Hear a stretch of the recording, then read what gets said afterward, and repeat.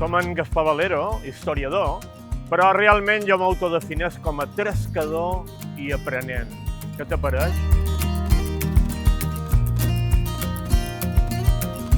Bé, som a la plaça Espanya. Antigament hi havia aquí la porta pintada nova.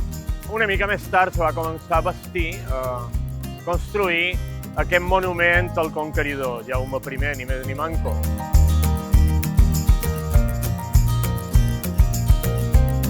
Avui amb el grup de Tots Plegats, que volem integrar gent vinguda de fora perquè se senti ben acollida, no? Ben acollida per conèixer la nostra cultura.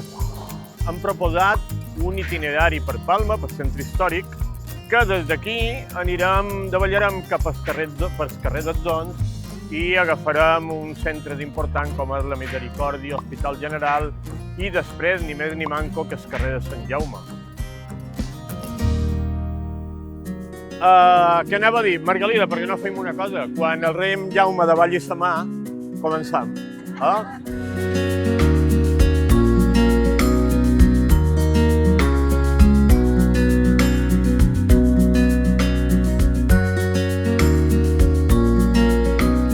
Però antigament, quan no era ciutat o com a mínim no arribaven aquí als carrers, hi havia un desnivell considerable i encara hi és. Per això li deim can amunt i can avall, entesos.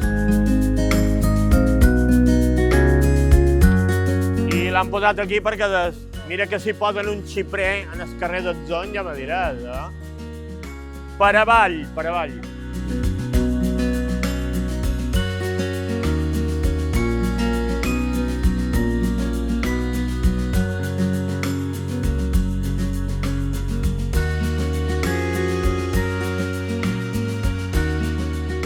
No vos ho creureu, però jo crec que sí, perquè ja n'esteu informats, Per aquí passava la riera.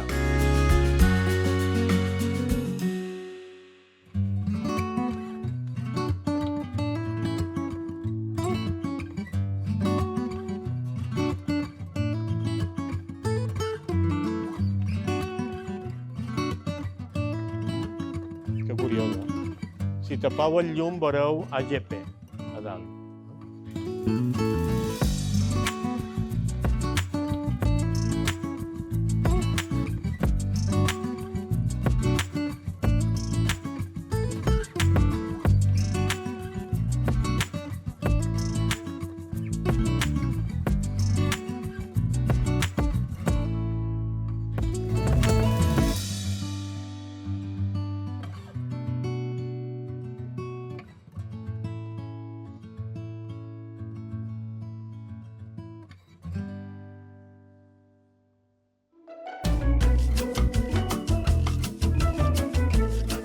El carrer de Sant Jaume és un dels carrers que més m'agrada de Palma, pel casal que hi ha, per l'església, perquè és un carrer antic, de pedra, i sí, com a carrer de tots els que hem passat avui, el que més m'agrada és aquest de Sant Jaume.